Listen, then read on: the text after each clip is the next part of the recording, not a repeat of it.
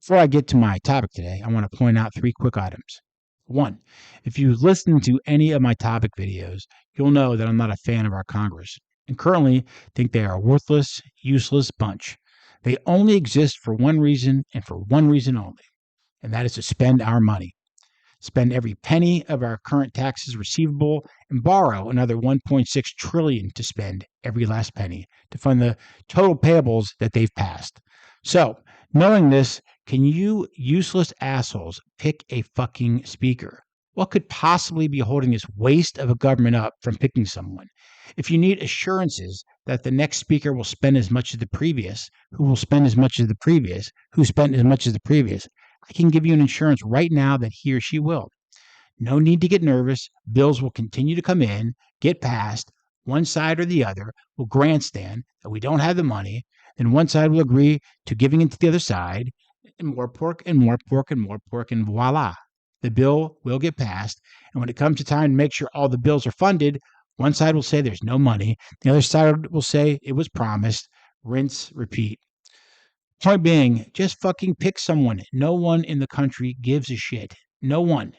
Every time I think the House of Representatives can't get lower, they always find a way to prove me wrong. Number two, quick question, as I don't feel like looking it up. So if someone knows the answer, please let me know. I honestly don't know the answer to this. The Palestinian representative to the United States Congress, Tlaib, has a Palestinian flag right outside the door of her office. Now, I don't care that she's a proud Palestinian who was elected to the House of Representatives, but is it common for House members to fly flags of foreign locations or countries outside their offices? I'm just curious on that. And number three, one more thing, and I feel the need to mention this, as I don't think a lot of people understand what Israel is dealing with. Hamas is a terrorist organization. So, to help your brain make the transition, every time you hear the word Hamas, immediately substitute Hamas in your head for either ISIS or Al Qaeda. Okay, today's topic. Okay, now that we know Hamas has an air force and an extremely high kill to unarmed civilian rate, they will have to be dealt with accordingly. Furthermore, there are currently 31 unarmed American civilians who have been killed and 13 being held hostage in Gaza. When is the last time 30 plus American civilians were murdered and 13 innocent Americans held hostage, and we haven't done a fucking thing militarily? Though we are supplying Israel with weapons, and I'm almost positive we have special forces there to help with hostage rescue, we should be in the fight. Right now, as you hear this, how many American civilians are being tortured? Why on earth would Hamas think it's okay to capture Americans? Why would Iran allow, sign off, or simply just agree to keep Americans hostage? From Reagan to Trump, right now, Biden is the only sitting president who wouldn't have already sent in fighter pilots at a minimum.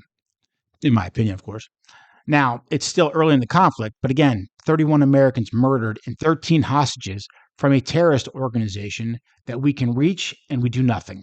The U.S. has to make it abundantly clear if anyone farts in Lebanon, Syria, the West Bank, etc., and we don't like the smell, it's go time. Biden simply needs to tell those countries, you have 48 hours to release the American hostages or we're coming in. I've watched news from all the major stations and online news outlets, and I don't see how every American, everyone, isn't completely outraged. This is truly mind-boggling to me. Everyone should be trying to contact their useless congressman to do something. These fucking morons can't even elect a speaker while Americans are being tortured and killed. I've run out of words with those clowns. I will say this in case one of them hears this. No one gives a shit about your petty, dumbass reasons for not electing a speaker. No one. If you elected Ronald McDonald, no one cares. And do you know why? Because Ronald will be as useless as the last person who was speaker, and the person before him, and before her, and before him, whatever. The relatively few times a year or decade we need your votes, and you fucks can't even agree to look at yourselves in a room. Again, the public doesn't give a shit who's speaker. Pick someone and get back to spending our money like drunken sailors that you know how to do. Okay. Anyway, we know the USS Gerald R. Ford aircraft carrier is in the Mediterranean, waiting for the go-ahead to start fucking shit up. And for good measure, the USS Eisenhower is en route too. Now, I'm making this video as a gesture, as a gift, a heads up, as you will, to introduce this behemoth and technologically advanced killcraft that will end quickly any and all conflicts it engages in, and it will certainly help to defend and defeat the advance of the deadly Hamas motorized hang gliders. This video is also directed at the Lebanese government and Hezbollah. I suggest you sit back, do nothing, chill for a minute, go back to being the terrorist group that you are, and maybe try and pick up extra territory when the conflict is over. But you best stay out of this one. Fatah in the West Bank, Syria, Iran, and whoever else is dumb enough to try and advance to Israel, you will be killed. You guys aren't as dumb as Hamas, so just sit there and act tough and leave it at that. Okay. All right. This is the USS Gerald R4. And just want people to take a look at it, see all the airplanes and capabilities. So, like this plane right here, that plane right there is going to fuck someone's day up. That plane probably landed after fucking someone's day up. Look at that beauty. Gorgeous.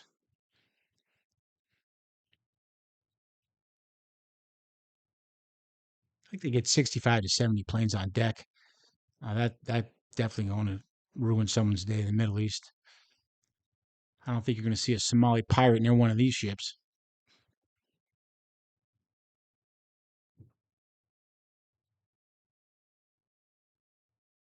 Those guys are showing where in the Middle East they're going to fuck somebody up.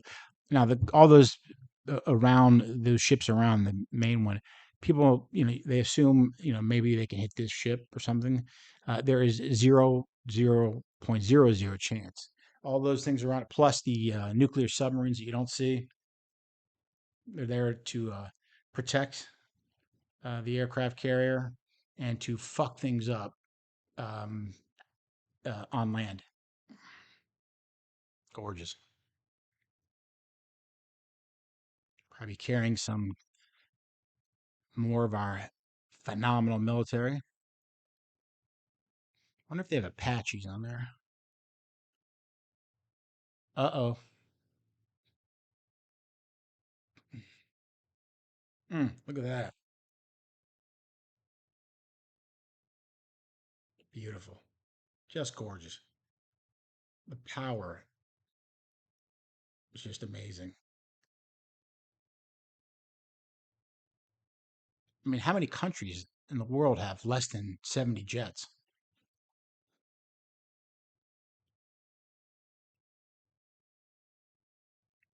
So I think this is a twin nuclear sub. That's bye-bye. Thanks. Oh, you want to modify it, make it even longer? Done. Those guys there are helping fuck things up in other countries.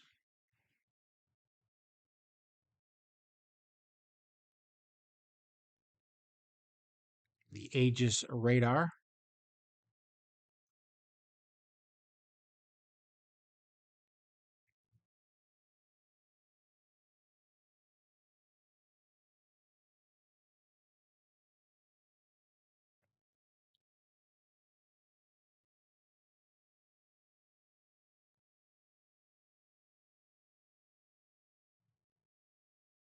I mean, we've come up with a tremendous amount of ways to kill our enemies. Look at that. A phalanx. A phalanx close in. Oh, yeah. That'll ruin your day. You just don't want to see one of these things anywhere near your shoreline. Those are the lasers that the U.S. has successfully tested. There you go. Come after it. It's beautiful. Yep. That's the JFK. Don't know if it's out yet, but when it does come out, it will fuck things up.